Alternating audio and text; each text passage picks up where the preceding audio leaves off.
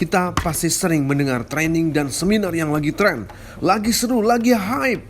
Misalnya terakhir kemarin training mengenai investasi saham, cryptocurrency dan pasar modal.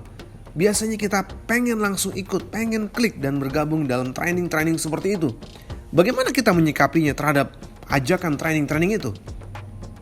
Assalamualaikum warahmatullahi wabarakatuh, sahabat sekalian dimanapun berada. Kita sering mendengar training-training yang lagi seru, lagi hype, lagi trending, dan buat bikin kita penasaran. Pertanyaannya, apa yang harus kita lakukan ketika mendengar seperti itu? Kita pengen klik tombol dan mengetahui lebih dalam di training itu, karena memang cara membuat video dari training itu menarik sekali. Sebelum lanjut, jangan lupa subscribe, like, comment, and share channel Muamalat Institute yang luar biasa ini. Setiap minggu kita posting satu video yang berguna untuk sahabat semua. Kita lanjut mengenai training yang sedang seru, sedang hype.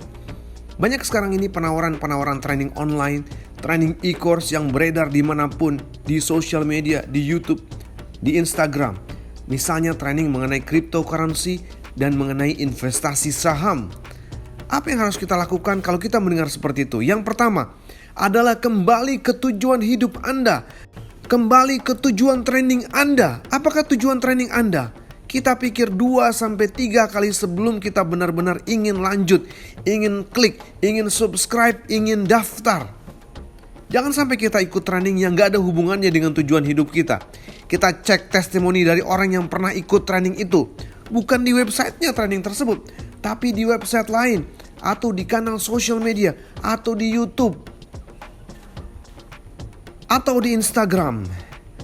Testimoni dari mereka yang ikut jauh lebih genuine, jauh lebih asli, dan jauh lebih bisa menggambarkan bagaimana trainingnya. Ada training yang mahal dan benar-benar bisa memberikan imbas. Tapi ada training juga yang murah tapi justru bisa memberikan imbas. Mengapa demikian?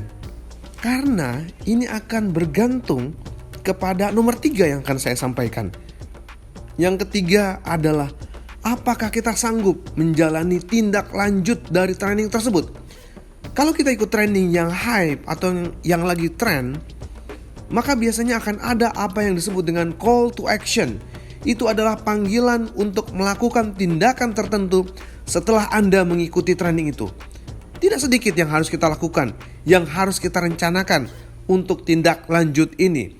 Kita harus memahami bahwa training ini kalau nanti akan saya jalankan, maka kira-kira akan mengkonsumsi waktu hidup saya berapa lama. Kita akan kembali kepada pertanyaan-pertanyaan yang mendasar. Apakah kita benar-benar memerlukan training ini sesuai dengan tujuan kita, tujuan karir, tujuan hidup yang saat ini paling penting bagi kita?